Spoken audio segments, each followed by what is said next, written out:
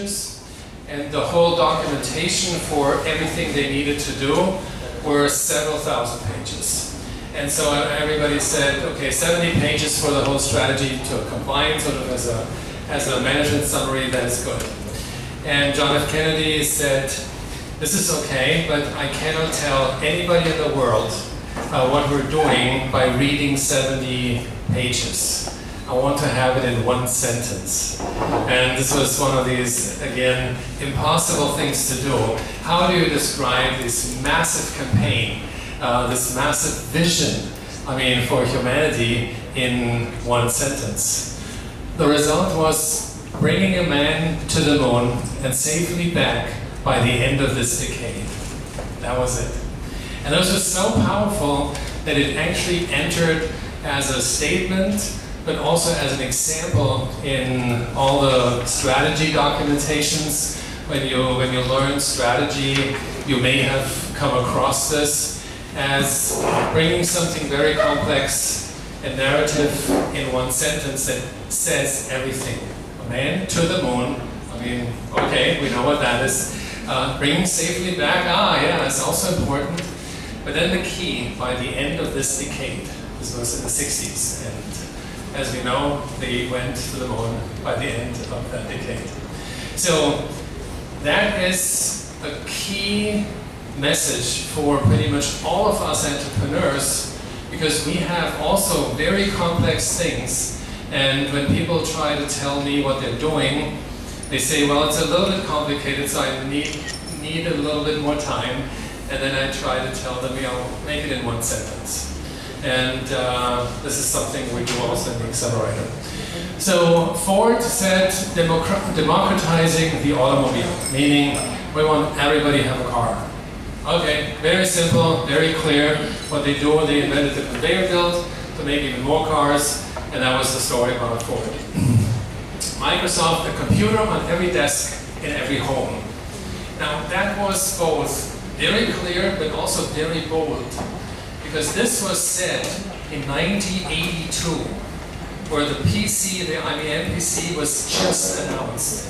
And it was absolutely not thinkable for most people on the earth that we will have a personal computer on every home. This is like, are you totally kidding me? And as we look today, we have multiple of those machines, probably in almost in every home. Google organized the world's information. Also there, it took them, I know, a long time to come to this narrative of what they actually do, because yeah, we're doing search and we're doing advertising, and the search is what the most important part of their search is and is the algorithm and why it's important and so on. And they stripped all of this, what was very important to them, stripped it actually off, and came to the conclusion, at the end of the day, we do something very simple. We organize all the information in the world, so and so forth. We said once changing distribution to indirect only for distribution channel people. That was radical, but they knew immediately what we were actually doing. And so the thing about the vision is, no matter how complex it might be, and it's okay if it's complex, but you have to trim it down at the end of the day to one sentence that everybody understands. And the importance of that is, what I said earlier with communication, you will need to communicate the outstanding thing that you're doing so that your grandmother sort of kind of understands. And if she doesn't, well then start from scratch. Because the most of the people you will communicate your vision with at the end of the day are neither experts, they're probably not in your market, even though they may be not your customer, and you say, come on, I focus on customers only. The most important messengers are people that you don't know, because they get to people that you don't know. And this is how you get new customers. If you sell your products to your customers that you know already and friends that you know, your market will be enormously small. And if you want to grow big, then you need to have so-called weak connections. Weak connections connections of connections. And the more you have of those who are a fan of yours or what you're doing, the more we'll talk about it. And so that way you will come up with a concept that is simple and easy to communicate. Yeah, looking in the past, oh yeah, that's a little bit of importance. So the question is, how do you predict the next 10 years? And it seems to be very, very tough. I mean, if I ask you today, what will be the technology in the next 10 years, you will possibly say, I really don't know. But what you should know is that 3D printers was developed in 1984, the internet in the 1960s, and then come back big time in 1994. Internet of Things already 1999. So you see, most of the things that are really impactful today are more than 10 years old. So in the next 10 years, we will have absolutely, possibly nothing that is not already developed today. And that is good to know. If you know, okay, the hottest stuff is already in existence today, you can actually Google it. And this is something we couldn't do even 20 years ago, because Google didn't exist back then, or actually just about. And if we see even self-driving cars, I mean, 2009 were the first running around. Now we have 2019, and it's still not mainstream. I mean, it's still a novelty. When we look at Bitcoin, this was going out 2008. Last year we had the TİCH. Bitcoin is still not mainstream. It's not a currency that everybody can use. So it will take probably another 10 years. So what we can take away from that is it will take 10 to 20 years for almost any technology from inception to be mainstream.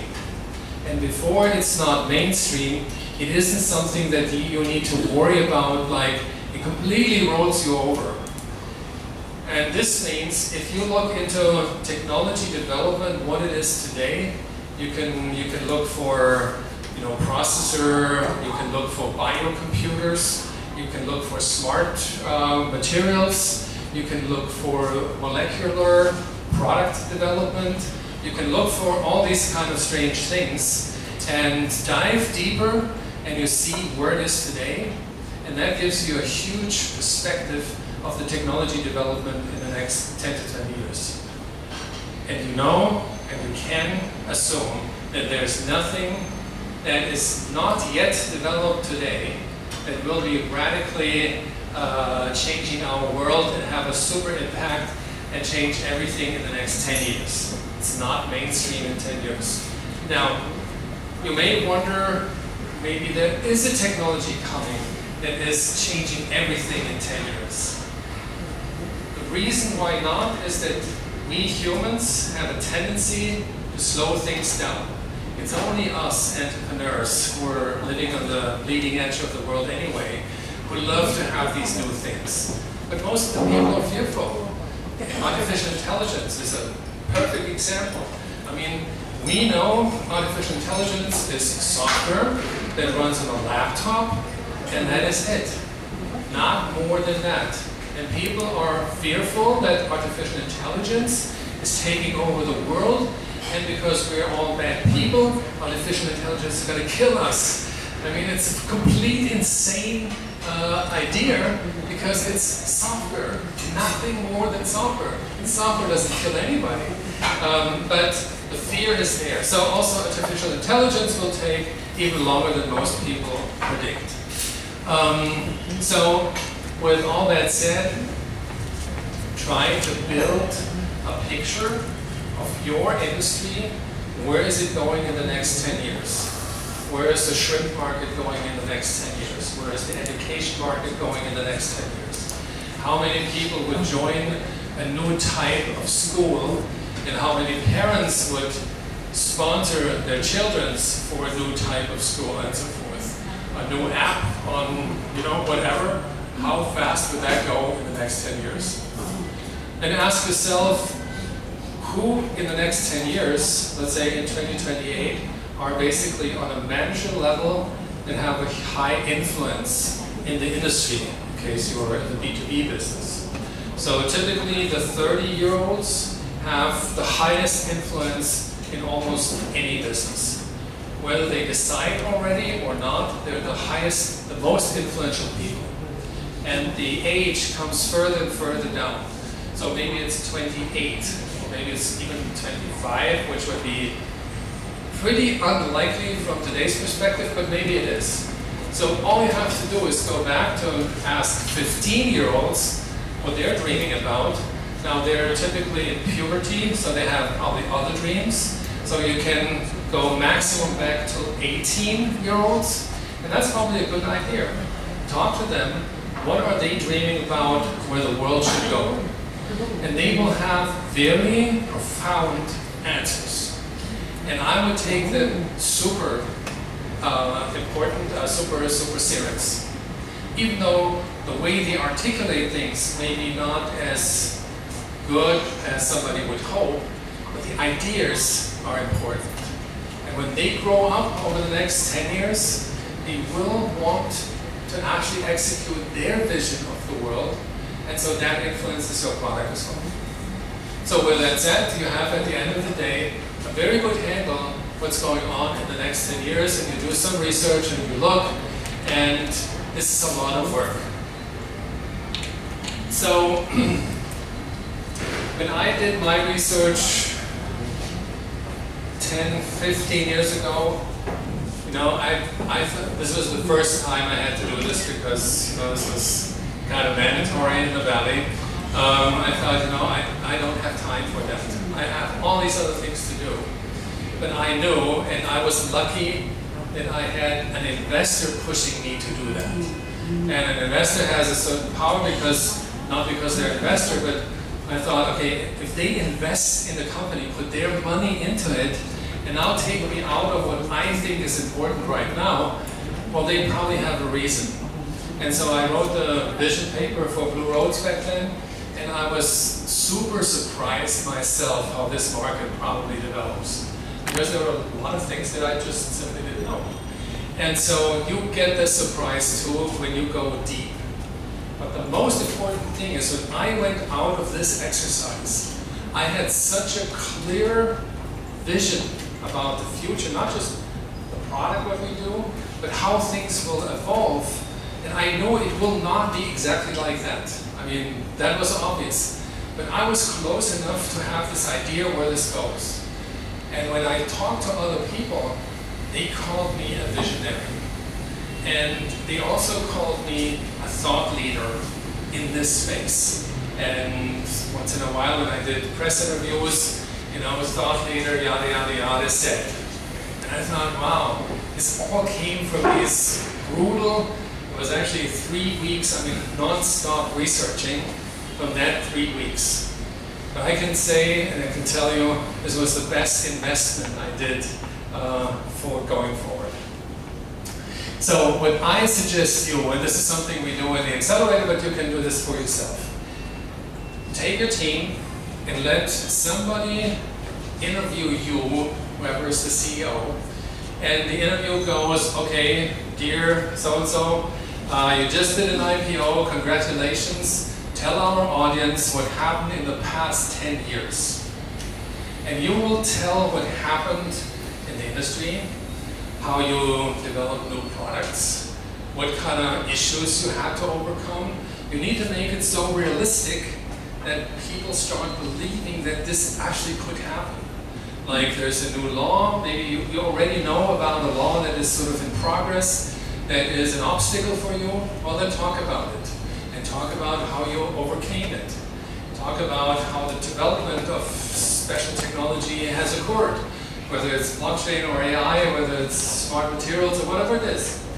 And with that interview, you will come out after the first try, no, this is not good enough, and you may do 5, 6 tries. I mean, it would be very unlikely that it works right from the get-go.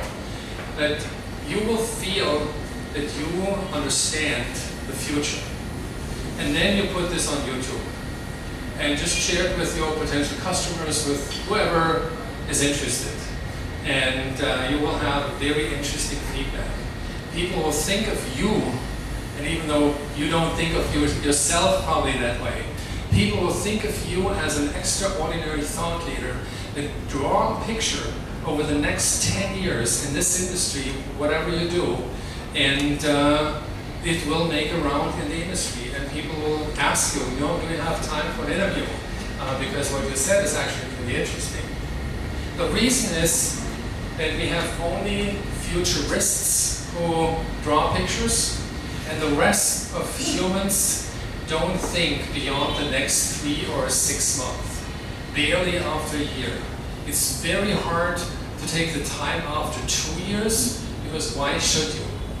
But you as an entrepreneur, you need to know where your company goes in the next 10 years. And if you take that time and you draw that picture, it's extremely powerful. And this will change the course of your company, because now you begin actually, with everything you do after that video, you begin to fulfill that vision because you already communicated it. And if you're not feeling comfortable with it, start all over until you say, this is where I believe we can go. Okay? So, take away, explore your market, craft your story, and do the video. Because you will learn more about your own vision in that video than anybody else, I can tell you that too. So, business model development. I go also with a couple examples. We talked a little bit about Uber, so I can skip that. There is another company, my own. So we were competing with 5,000 times bigger distributors when we started. No direct business, dealer only. That was our big thing. It was a new business, basically experience for the dealers. And 10 years later, we were number 3 in the world of 8,000 distributors. I was 26 when I started, and I had 30,000 Deutschmark, that's about $15,000, loans, and all kinds of people that helped put something together, and we made it that way. Honestly, when we started, we didn't have quite the idea about the size that this company could go. But I also have to say, it was for me very clear after I thought through, I mean, not as detailed as Blue Roads later on, but I knew that this is becoming big because I knew other people will follow me because they will have to follow us. They will copy us because if we sell to dealers direct, to dealers only and not to direct, dealers will buy from us instead of from other distributors who sell to their customers. So that was clear to me. What I didn't predict, and it was hard for me to predict, how long it took for the others to actually follow our concept. It gave us a huge boost. And I realized particular big companies, and that's important for you too, for, obvious reasons, startups are fearful that particularly the large companies, and even though and more so when you compete with them, that they may crush you. But the large companies are so slow in adoption. No matter what they do, no matter how flexible they look like, they're so much slower that you will always outperform them. And that was what I learned is we outperformed them even faster than you could imagine. So this is basically about disruption, meaning you have a business model that forces your competition to react on what you do.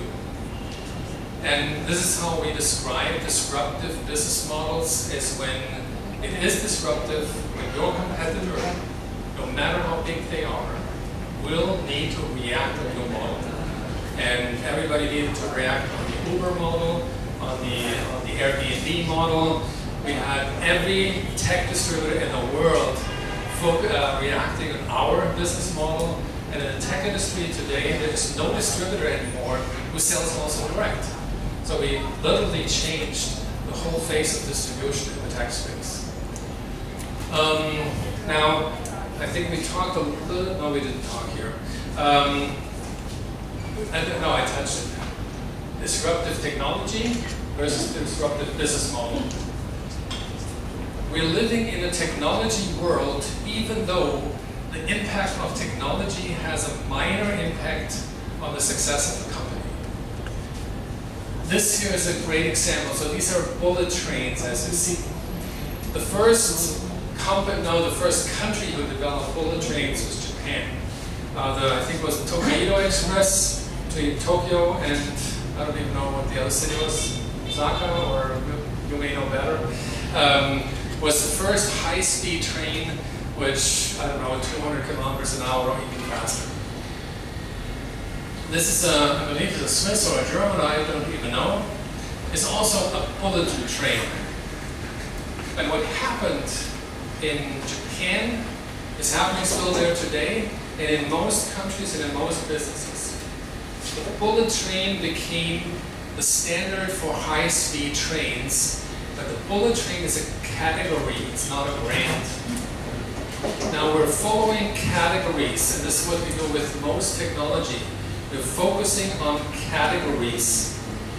Now if, and only if, the Japanese company who built that bullet train wouldn't say we need to create a new category and we call it bullet train, but if they would have to say this is the Sony train, let's assume Sony would have been the company, then we would still today talk about the Sony train. And Sony would be the world dominant bullet train manufacturer. And if Sony train would be that brand, which it never became, China in the last 20 years would most likely have bought their bullet trains from Japan because they also wanted to have the Sony train. But since it was bullet trains, and Germany was also known for very high precision trains, they just ordered whoever was available for the cheapest price. In this case it was Germany, and they bought these trains until they built it themselves. And Germany also did not have the idea to call their train the Henschel train.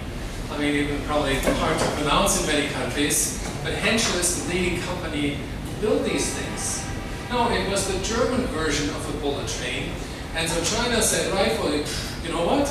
We can build this ourselves, and we have now our own bullet trains. It's still not the XYZ train from China. It's still also a bullet train. But the lack of branding changed the whole perception of high-speed trains. If it would have been a Sony train or a Hitachi train or whatever, that brand would be the synonym for that technology. We talk about automobiles, but Mercedes, actually this was Carl Benz, had the idea that we have to brand this car because others will come, and we will need to make sure that this car is state-of-the-art. And still today we say this, this chair is the Mercedes of chairs. It stands for quality, but also the brand of the car continues to be a leading brand for automobiles. Ford never did. Even though they were very close after Mercedes, they could have been the number 2 basically in the world. But their thing was we democratize automobiles and we build conveyor belts to produce more. But there was nothing in the brand of Ford that made it outstanding. So now the thing is, when we look at business models, we think there's something missing. Okay, doesn't matter. So when we think of business models, it's interesting because there is no category for business models. And the business model of Uber, or the business model of Airbnb, or the business model of Google, or the business model of any of these companies are basically now using the brand for what they do. We Google today when we search. We use Facebook when we are in the social web. And the brands became so strong that we're not even asking, who is in social media? We're asking who's on Facebook. Because Facebook made it through their business model to a leading brand. And that is what I try to help you to think through when you build your brand in your company. Try number one, to build a brand anyway, whether it's a technology or a business model play. But then think about that the business model play is the strongest version of starting a company. And if you get a brand for your product, and even if it's a disruptive technology, if you focus on the business model, then you will have a higher possibility to succeed versus with the technology. And the reason is that the technology may be, renewed already in 2 or 3 years from now, or maybe even in 6 months from now. But the business model is something that is associated with your brand, and that stays for a much longer time. And if business models are sticky, as we call it, so there are things attached to it, like KPIs, like your own network, like data you put in, and the harder you make it for the user to actually simply go away, but then build an environment for your product, then there is a very high likelihood for the next 10 years you're pretty much golden with what you do, even if you have 5 or 10 or 20 or 50 or 100 competitors. So the business model and the brand together is the ultimate success factor of any company today. And you can go through companies after companies and you will find that pattern. And you will find that companies may have great revenue and have a good standing, but if the brand is not there, you don't perceive it as great. We looked through a variety of Japanese companies because we had a project there regarding, what can they do to become innovative and so on. And it was interesting to see there is a lot of innovation actually happening in Japan, but because they don't brand their businesses in relation to their innovation, the rest of the world just doesn't know. You all know about G5 or 5G, the new mobile network, right? So do you know who invented the technology for that? No. Even I was researching it and couldn't find it. So I know there's one Japanese company who is at least one of the leaders in that space, but nobody knows. And even their customer don't. And that is the problem why they couldn't get their product into the market. And this is a super sad, but very realistic example that the technology alone just doesn't make a thing when it comes to success. You can invent the most fabulous thing. I mean, 5G is something that the world is talking about. And there's this company who is one of the leading developers and couldn't get anything into the market. You think, why is that? Well, people don't come because they search who is offering 5G, No, I mean, you just consume whatever's out there, and even if the leaders who provide the antenna and so on, they're not waiting for somebody to expose themselves. So technology is important, no question. But the most important thing to succeed is the business model side, and this in touch with a brand that makes it actually fly. So, how to create a business model? Start from scratch. And this is something which I learned and I did, and I know it's sometimes hard. You have to develop a skill. There's a new skill, a new human skill. You have to develop a skill, and you can train your brain over time. It doesn't like tomorrow morning. But train your brain that you eradicate, wipe out everything you know about flowers. And then if you have to deal with flowers, you look at this with, oh, I've never seen that. You recognize their colors, and there's green, and is this nice or isn't it nice? And you see all of a sudden something new. You can't do this, I know, because it's something we can train our brain to do that. And do this with your product and with your business model and with the market. Assume there's nothing out there, absolutely nothing, no matter how many competitors are there. And take anybody who is even similar as a competitor. Now wipe this all out and think, okay, if I would need to buy this myself, I haven't developed it, I haven't done anything, what would be the perfect way for me to shop it, to buy it, use it and to recycle it at the end of the day. Go through the whole life cycle of your product. And then don't think, and this is what we still do, and this is what you have to get out of your head. Don't think, oh, this will be complicated, maybe you do it, I need to think about this later, maybe in the short term we do it this way. This thinking is the killer of the perfect product. And this is another reason, unfortunately, why engineers are the worst product designers on earth, because they know all the problems that can arise, and because this costs money and time, resources, they don't even start thinking about it that way. Now, if you have a finance guy who is probably furthest away from technology, that would be a good guy to talk about. Because they said, for me, you must do this and this and this and that. Yeah, but there's all these other fancy things that we could do. Maybe, I don't know. So this behavior can be trained, or you have to have somebody who is looking at it that way. Because then you will basically create, a thing from scratch. And when you look at concepts like Airbnb or Uber or even C2000 or any of this, it was wiping out everything that's out there and then rethinking what would be the ideal, and have the balls, have the courage to build your concept around the ideal and not around what's possible.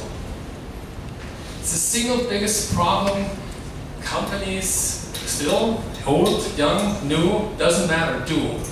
They reduce the functionality of the ideal while they even think about it without anything so far existing. They already reduce it right there. Now, it is a little bit of conflict because I said earlier, build the MVP, the minimum viable product, and now I'm saying, build the best possible solution. So the process is build in your brain, in your mind, the best possible solution. A complete idealistic picture of how you produce, how you sell, how you deliver, how to price, how to service your new product. And don't think about at all whether this is possible or not. An idealistic picture, completely ideal, in a perfect world, with all the money you can get, with all the customers who would come, this is the ideal starting point. When you have that, then you can start saying, this is actually too complicated, or this will be too expensive. Then you strip it down. But when we talked about a vision and a business model, this ideal should be the blueprint for your future. Everybody should know. And everybody should also know what will be your first MVP. The complete opposite of your ideal picture. This is the MVP, the minimum viable product. One feature, a lot of bugs, known bugs, and this is how you start. And the promise for yourself is, okay, this is for my MVP, but I will go back to my ideal picture. And this is what most people not do intense enough, and therefore the market will drive you and push you, well, you should do this. Next thing, you should absolutely do this. You don't need to do this. I don't need it. Well, yeah, you don't need it, but maybe he needs it. So it is a good thing that you let your customer drive you, because if you build what the customers want, you can never fail. But also your vision, and this is the discrepancy of a visionary entrepreneur. The vision is still your strongest goal, and if your zigzag goes towards the goal with your customers, that's the ultimate way to win. So, takeaway, define how do you deliver your product, how do you service it, and how do you support it. And answer these questions for yourself as good as you can. And if there's anything else, because you have a radical idea about go-to-market or about service and so on, you put it there. But be clear what it should be, and at that point, you can actually start building a product. And that is the MVP. And I think I can switch over real quick understand and manage the large, diverse user base. Track all the actions, and tracking is something that could and actually should be in your MVP. And this is the only place where I go a little bit technical, because from logging and reward system, this can all be in your MVP. Meaning, if you log in, you get a reward. If you do this, you get a reward. And if you do that, you get a reward too. Reward systems are super simple. But managers think this is very complicated.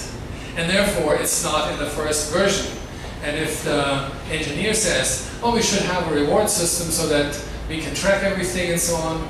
So therefore, for the managers of you know, don't think that this is complicated, because that isn't complicated at all. And so I want to share with you real quick. So what we did, basically, we have a reward system here. This is a list of things where people get rewards to.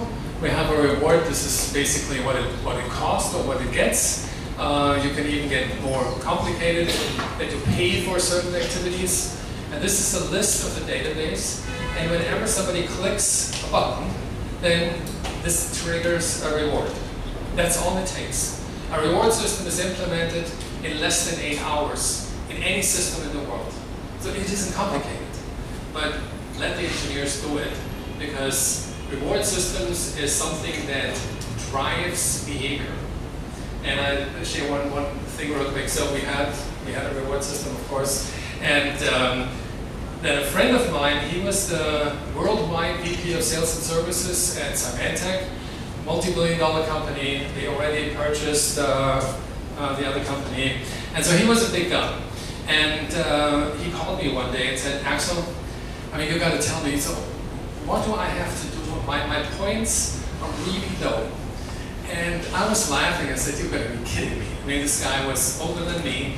And I said, Dieter, you don't really ask me, right? He said, no, I ask you. I mean, this is why I'm calling. You know me. I'm a competitive guy, and this is a competitive thing, and I want to play. And so I realized this is something that even top executives, you would think, come on, this is the last thing they do. They are competitive people, and rewards is driving competitive things. And so this is what they did. And the other thing that is also super simple is track every action that somebody's doing on your product.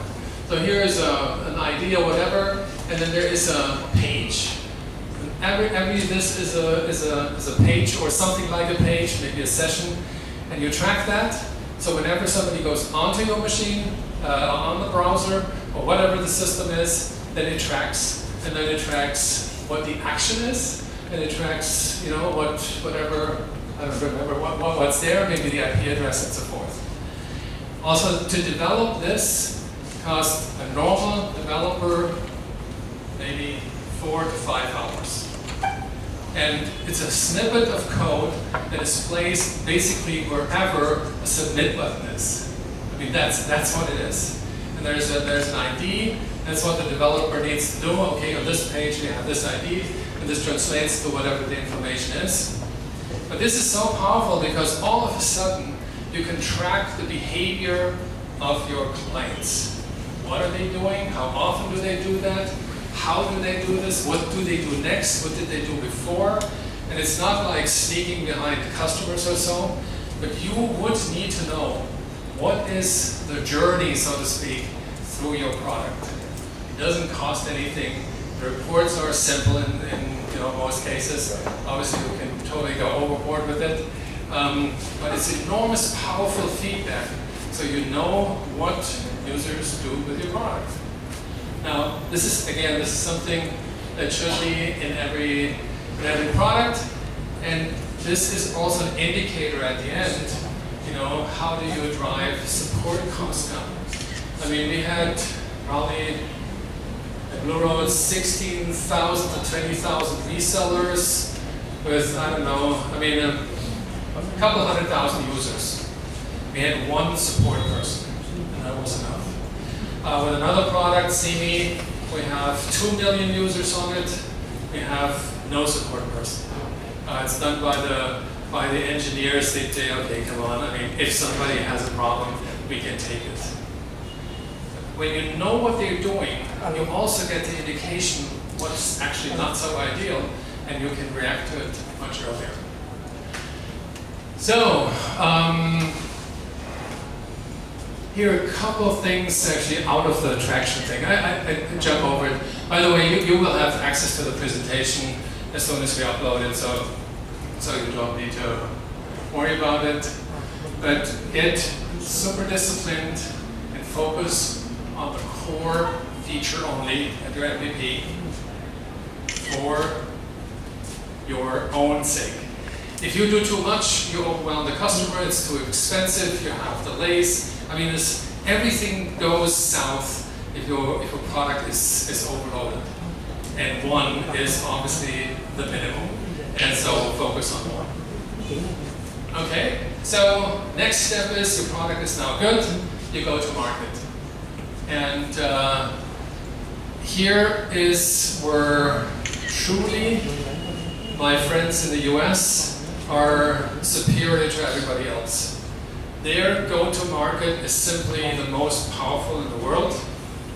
And the reason is that they do not take the product technology space extremely serious like the rest of the world does.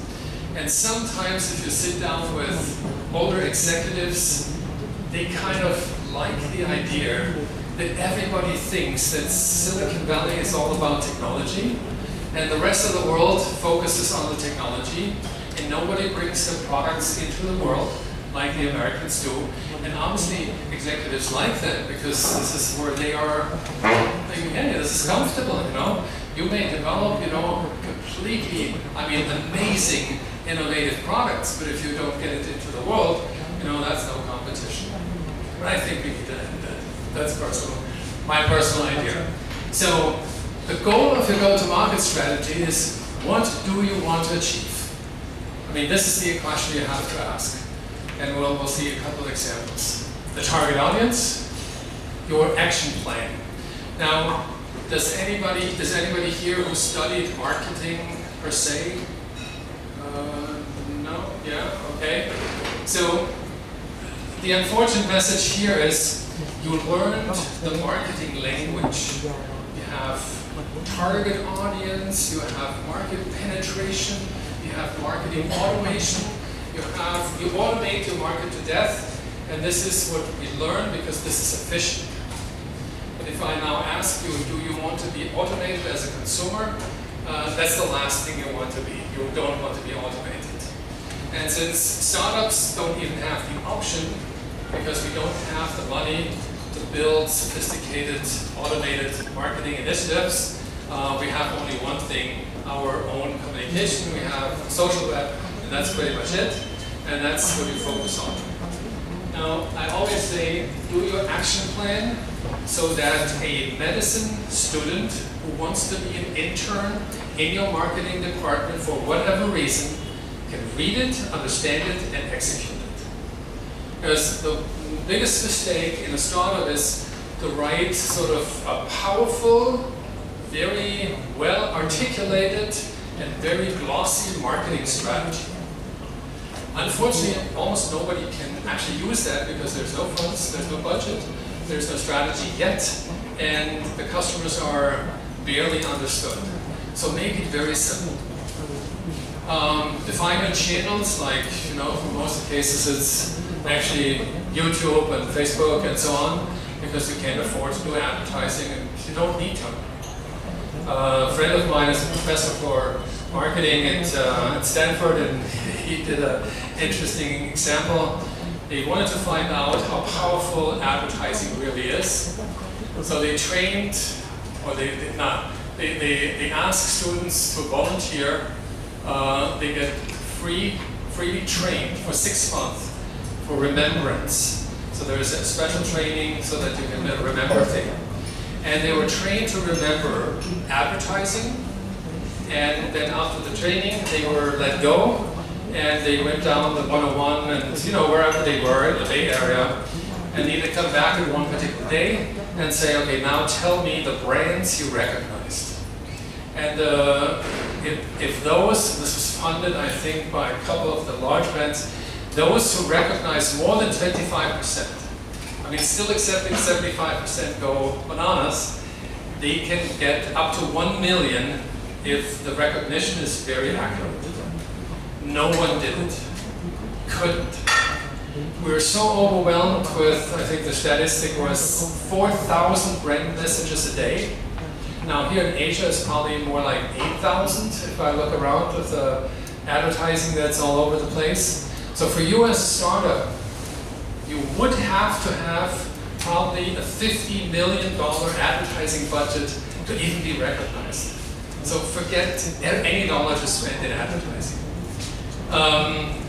And last but not least, look for your supporter and then monitor what you do in your go-to-market strategy. And here's a couple of slides that I skipped in the interest of time. You know your target audience. This one might be helpful. So this is what we did, me and also the team, in the early beginning. We looked at LinkedIn and said, okay, what are our 100 probably most important future customers? Who are they? You know, what are these kind of characters? Because one of the mistakes we often make is to focus on CEOs. Okay, so what are CEOs? You know, who is that? How do we find them? Or on VP marketing, or on IT managers, or you know, whatever the target audience is. And so we said, okay, we'll take 100 people as our target market. It's fascinating how your marketing and your go-to-market changes when you have this, like we did, as a wallpaper on your laptop or wherever you are. I mean, most of the people now have pads, still works on pad. It's not so good on a smartphone.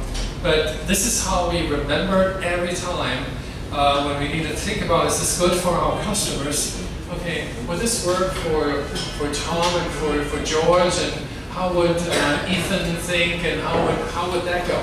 It's a fascinating experience, and I can only suggest to do that too. Here's, because we talked about simple go-to-market strategies. So this blue rose is my VP marketing. Kathleen said, okay, companies less than 500, more than 500 with less than 5,000 employees. Average product price less than 10,000. No particular direct sales affinity. More than 100 resellers, and channel managers and VP channels is the ones we want to address. And then we have our picture. Very simple, but that is also something that every employee, new employee, can relatively quickly understand. Who are we talking about when we go to market? And it's not just marketing, it's sales, it's also engineers, it's support people, it's everybody. Okay. Clearly, no budget, and how do we actually go to market? And we had some very specific activities. Typically, these are maybe 1 or 2 pages where we describe what we actually really do. Now, the interesting thing is, when we do all that, here's the Blue Roads go-to-market component, so to speak. When I presented this to the investors, they understood that we have a very clear picture. How do we want to actually address our first 100 customers? And if it's rather, yeah, we're on Facebook, well, that doesn't mean anything. But if we're on Facebook and we have a group, and in this group we make this and that, oh, okay, so then even I, as an investor who has no clue, understand more or less what you guys are doing. And here's some math that you always need to incorporate in your thinking. You know, we know that you cannot talk to 1 million people. But if this is your audience, the question is, how do you get to 1 million people? It's impossible, right? Well, if you talk to 1,000, which is easily possible, and look for 1,000 that have at least 1,000 connections. And these days, I mean, if you look at Twitter or Facebook or LinkedIn, people have typically 3,000 to 4,000 to 5,000 connections. LinkedIn, maybe even 10,000. on Twitter sometimes 50,000. And if you can communicate to your 1,000 people what they may help you spread the word with to their 1,000 people, voila, 1,000 times 1,000 is 1,000,000. So it isn't not only not impossible, it's actually relatively easy to reach 1,000,000 people. 20 years ago, in the old media world, this would have been completely impossible. And we will see in experiments that we do once in a while that we can reach even 100 million people. So we had I was invited as a keynote speaker at the European Commission, and somebody said, well, you guys are, I mean, so social media, he said. Could you do a little bit of a campaign? And we did. I asked friends simply, can anybody help here? Sure. Okay, can you find some others to help? Sure. We had 300 people, I mean it's a huge number already, and we reached 100 million was our reach measured by the European Commission within the 3 days of the Digital Agenda conference. So it means we have, all of us, have the power to do that. The only thing is that make it simple, because if 1,000 people talk to 1,000, so if I say, okay, can you tell your friends something? And if it's only a little bit complicated, then it wouldn't work. If there's nothing in that message for them to be excited, it wouldn't work either. So there are a couple things you need to think about. What would the other party benefit from when they communicate your message? And is it easy enough? These are the two only really parameters. Okay? So channels. We come back to numbers, I'll skip that, and then we will simply want to measure our growth on a daily basis. That's what somebody has to do. I mean, there are tools to do that automatically, and if you don't find the tools, then do it manually, but it's important to see your own growth in the communication that you're doing. And you will recognize in a very short order, you have a bold vision now, you have communication-oriented thinking, you have messages that are simple, you have a business model that is compelling, and if you communicate this over powerful, existing, just social media channels, this is the way to go to market with zero investment, with a huge spread. Now you may say, yeah, come on, I mean, actually this is all nice, but please understand, Facebook, I mean, this is private people, there's no business behind them. Well, yes, I understand that, of course, but you are on Facebook and you run a business. Others are on Facebook and run their business. And if you have friends that are in the business that you are addressing, and you don't spam them with your hey, I want to sell this to you, but with interesting information about, you know, technology trends, about what the trend of your market is, and ask them what they think, and have a dialogue with them, you are there. So the only big thing about all of this is, interestingly enough, never, ever sell. You don't do that, because it would be annoying for you, it would be annoying for me, for anybody else. But if you have interesting snippets of information, and then even mix it with your personal information, unless you're too shy to do that, but if you can, that will be even greater. Then you develop a relationship, and there's one, at least in English, there's a very nice term. And you all know we have the term friends, so and this is typically private. But we have also the term business friends. And interestingly enough, the business with your business friends is by order of magnitude better than the business with a customer. Now, when you train the salespeople to make business friends, the ones who say, oh, hey, I'm in Hanoi, I have a bunch of meetings, do you have time for beer tonight? And this is a customer, or a should-be customer, and they say, yeah, you're here, hey, cool, yeah, let's have a beer. Then that's a business friend relationship. And this makes the business social. And it's not that you say, oh yeah, I need to be social in order to get that deal, but it will work that way, that you appreciate the relationship. And this is what the top salespeople in the world do when they're doing their deals on a golf course or a sailboat or in a country club, is they socialize. And they don't socialize to say, oh, okay, I need to socialize because otherwise I can't do that deal. I mean, it becomes second nature that the relationship is in the foreground. And if it becomes a deal, that's nice. And if it doesn't become a deal, that is okay as well. But if you do it often enough, you get more deals than you can actually imagine today. So the whole realm, everything we talked about today is actually so far about business, making business, doing business, communicating.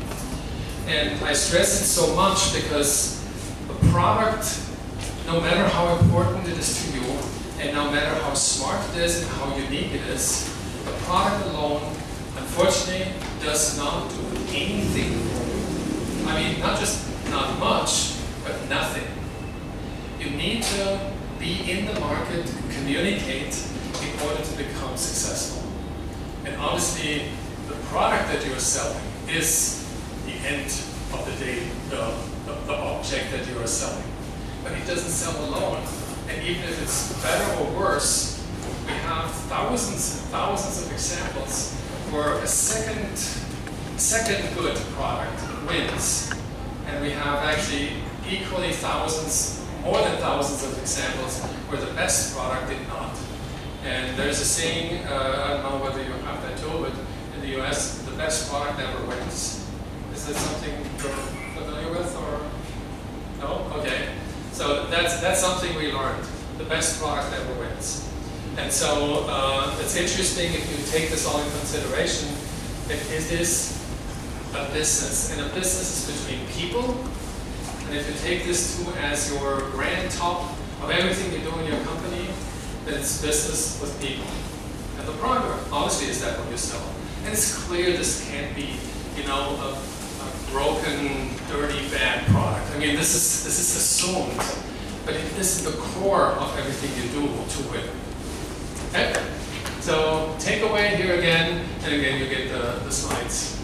So when you got to that point, then comes the point where the investors typically ask almost first, what's your traction so far? And traction became the magic word, at least in Silicon Valley. So everything gravitates around traction. And so we started to develop KPIs around traction, measures around traction. We kind of created this thing called, what's it called?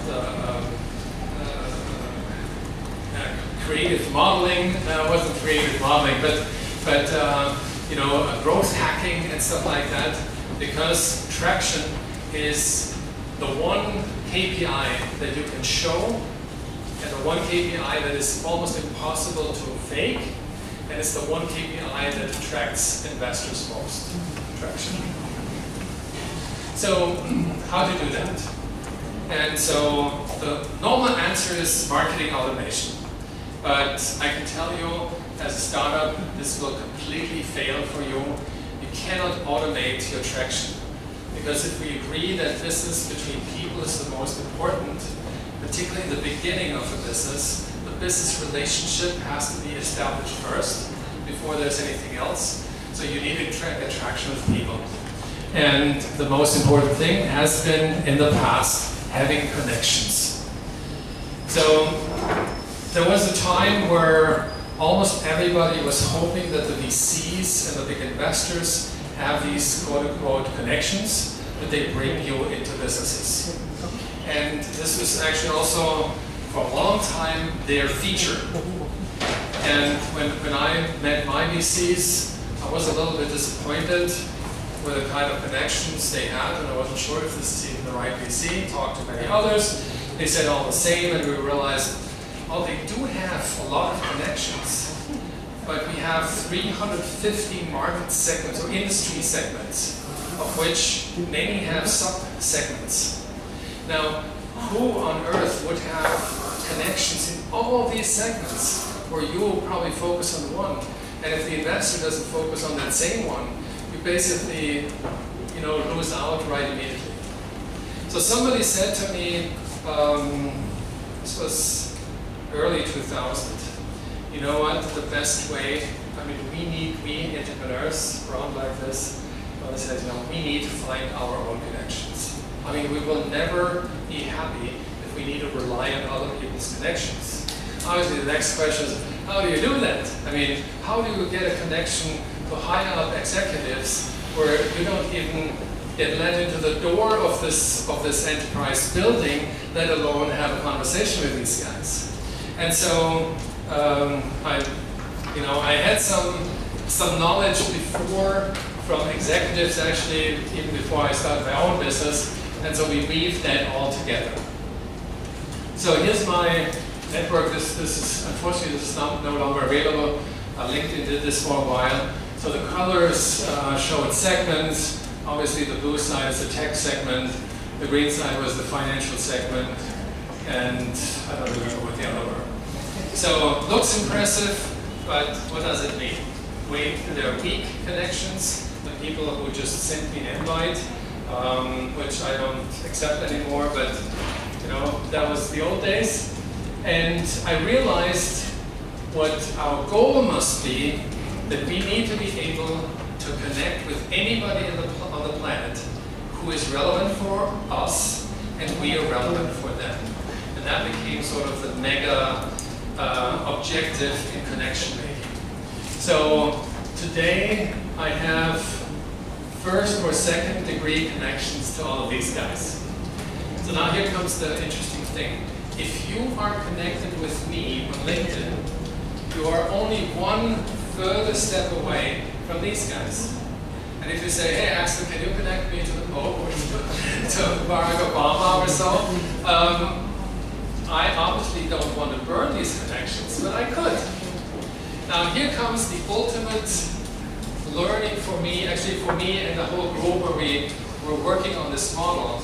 The ultimate knowledge is, if you have something that, any of your target connection which you ranked the most important connection you could get, then you will find a way there.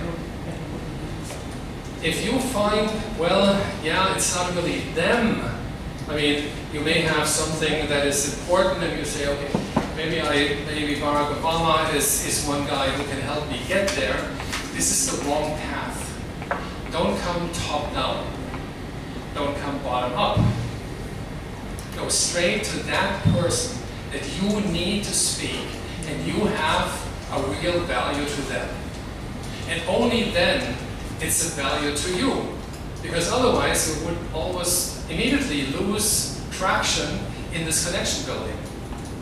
So if you have something that is really important to your perceived connection, and you can, so to speak, prove it, if you can say, well, I have something, I know this is of very high relevance to the CEO of Cisco, and I recognize, wow, yeah, I know him, I know what they're working on, I know that this would be actually killer for him, I would do, and not just me, I mean everybody who has a direct connection to them would make the connection. And so when you build your network, build it around people where you know it's really, really, really relevant for them, and it makes sense for you, and you can fulfill what they most likely ask you to do. And the higher up they come, they would immediately say, okay, that's interesting, so what is exactly what you have, what does it cost, da da da da. And if you have exactly answers to that, then you know, okay, there's the next step of the conversation. If that's not the case, stop, because you can get one of these connections, the higher up you get, only once. If you burn it, you know, we're not quite there yet, but I would love to have an initial conversation. That's a very bad idea. So, with that said, you know, take the time to get to these connections actually before you connect. Follow them, follow their advice, like their communication, like their posts, make a comment to it. Play in the background, but be there. I mean, oftentimes I connect with people just because of that. and they don't spend time and waste time with me if it would be not really important to them. And so guys like anyone who you want to get react very similar. Not all, of course. Some say, I don't care, so it's bothering me. I don't, blah, blah. A little bit more rude, and others are a little bit more soft. But you navigate yourself into networks that you would have absolutely no connection or no possibility today. And this is how this guy here, I think it was Marco Ray or whoever, started it. It was already the Pharaoh Ramses, I believe, who stated this once, that connections is the most powerful thing a human person can have. And so it's 5,000-year-old knowledge. And until 2003-ish, it was still this like, wow, this guy has connections. But it's vanishing away because we all have now tools to get to all kinds of people. So flipping forward, we go, we do this, we follow them, we do whatever they do, and there are people obviously, the further up you get, the harder it is to find them in the social web. You find them in press releases, you find things that are said, written about from the top-notch people. They write a blog post and say, hey, Joe so-and-so was just mentioned here in the post, that this and that, I found it very interesting, here's my view, and so forth. Now, they are PR agencies. They scan the web every day. They know exactly, okay, here's the name, okay, Joe Doe was mentioned here and there. Yeah? So, you build your touch-based screen, or however you do, again, 100 pictures saying, these are the guys I want to deal with, and allow yourself 60 minutes a day to connect. Monitor the guys, comment, Facebook, LinkedIn, Twitter, and so forth. Oops. And again here, it's a numbers game. 2,500 relevant friends and followers who have 2,500 friends and followers give you 6 million access. Now, if you take the most influential people in your business that also have a recent interest in what you're doing, I mean, they are the ones who have powerful connections. And now when you ask yourself, how could a company like Foxnet, or like Airbnb, or like Uber, or, I mean, you name it, PayPal back in the old days, how could they grow so fast in this network across the world out of nowhere? How could that be? Well, this is the answer. And actually, when you talk to them, or have a chance to talk to them, or read their blog posts, you will notice they all have the same method.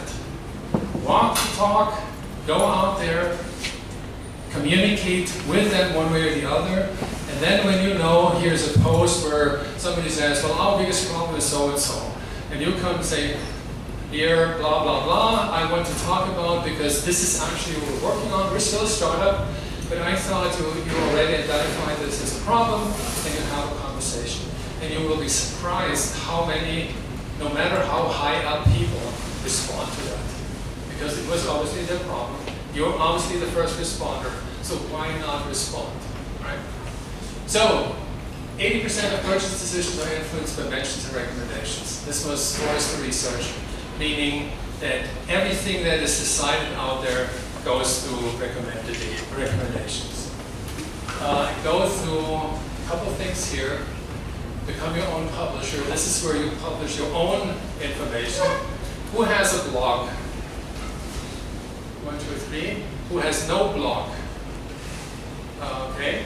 Then we have about 50% who have a blog, no blog. But in any case, you know, blog is probably the most powerful mechanism for you to communicate to the market.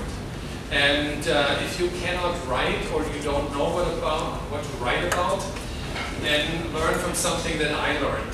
I started with a blog in 2003, and people said, well, actually you should stop that. I mean, my writing is bad, my grammar is bad, punctuation is bad, everything was bad. And I stopped immediately. A couple of days later, I got the first emails. maybe a week later, why don't you blog anymore? I said, yeah, I got these messages and I think I apologize, I shouldn't have done that. Please, continue. I mean, this is what we need. We need authentication. I don't care about your language or about your grammar. I want what you think. And so I developed two things at the same time. One, don't worry about those who look for mistakes. Actually, Marina said once, write a little note. If you find a mistake, please keep it. So the other was that authentication was obviously more important than anything else, and ever since I continue to blog. So I created this was back in time for students and entrepreneurs. I said one sentence: don't think what to write about, write what you think. And since your thoughts, your brain is constantly in hyperaction, you have material to, for the next 100 years, I guess. So just write about it. And don't be worried whether this is accurate, whether this is politically correct, whether this is, forget all that. Just write from your heart. Here's that growth curve I mentioned earlier, and I know we're at the end. This is 1% or 2% growth rate per day. An interesting thing to see is in the first couple of days, here's 90, 100, 110, 130. The growth is nearly nothing. But if we train our team to have 1 or 2 or 1.5, doesn't matter, % per day growth, and everybody for the first 100 days, this is months actually, it is easy. Well, they get used to it. And then obviously, over time, here, it will be a little harder. Oh yeah, it still works because the momentum you have will take them further. Here, this becomes really hard. But guess what? The competition after being 200, 300 days, every day, trained to look for 1% growth a day, it becomes fun, it becomes competition.